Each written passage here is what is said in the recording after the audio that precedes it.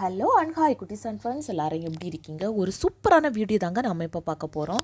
அதாவது வீட்டிலே தேங்காய் எண்ணெய் எப்படி சுலபமாக தயார் பண்ணலாம் அப்படின்னு தாங்க நம்ம இப்போ பார்க்க போகிறோம். 2 மெத்தடில் வந்து தேங்காய் எண்ணெய் வந்து ப்ரிப்பேர் பண்ணுவாங்க. அதுலேயும் இந்த மெத்தட் என்ன அப்படின்னு பார்த்தீங்கன்னா, அதிகமான அளவு தேங்காய் எண்ணெய் தேவை அப்படின்னா இந்த மெத்தடை ஃபாலோ பண்ணுவாங்க.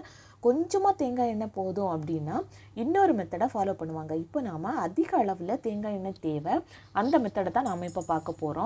அதுக்காக நாம் இந்த முறை வெட்டின தேங்காயை வந்து நாம் எடுக்கக்கூடாது.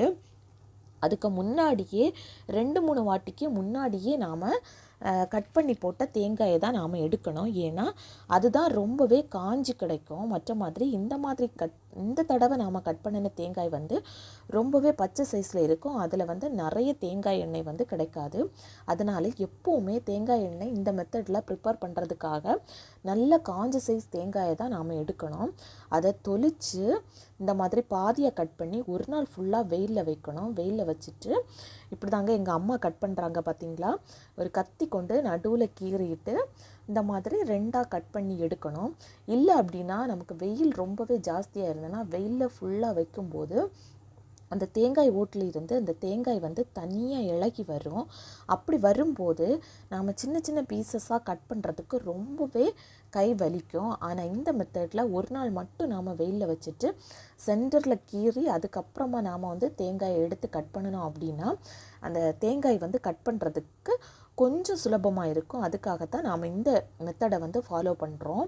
இல்லை அப்படின்னா ரொம்பவே கை வலிக்கும். ஏன்னா அது வந்து ரொம்ப திக்கான கன்சிஸ்டன்சிக்கு மாறிடும். அதனால தான் அதுக்கப்புறமா என்ன பண்ணணும் அப்படின்னா இந்த மாதிரி சின்ன சின்ன பீசஸாக வந்து கட் பண்ணி எடுக்கணும்.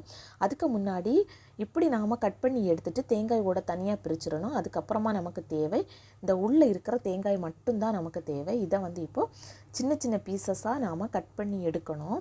கட் பண்ணி எடுத்துட்டு அதை வந்து வெயிலில் நல்லா காய போடணும். இந்த தேங்காய் எண்ணெய் ப்ரிப்பேர் பண்ணுறதுக்காக நாம் ஒரு விஷயம் மட்டும் கவனிக்கணும். என்ன அப்படின்னா மழைக்காலமாக இருக்கக்கூடாது. கண்டிப்பாக வெயில் காலமாக இருந்தால் மட்டுமே நமக்கு இதில் ரொம்ப ரொம்ப பெனிஃபிட்ஸ் கிடைக்கும்.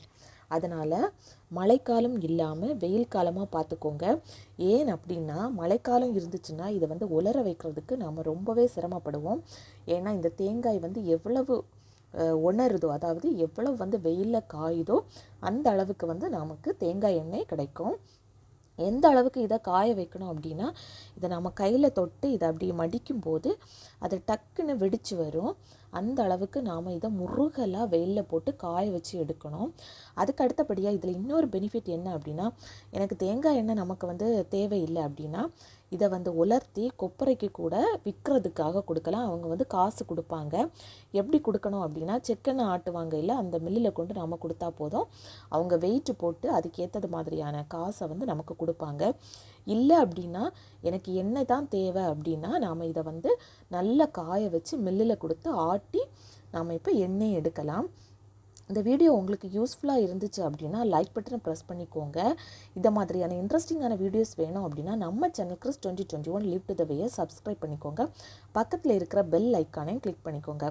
ஹேர் கேர் டிப்ஸ் மற்றும் அதிகப்படியான வீடியோஸ் வந்து நம்ம சேனலில் இருக்குது. அதையும் போய் நீங்கள் அனலைஸ் பண்ணிக்கோங்க.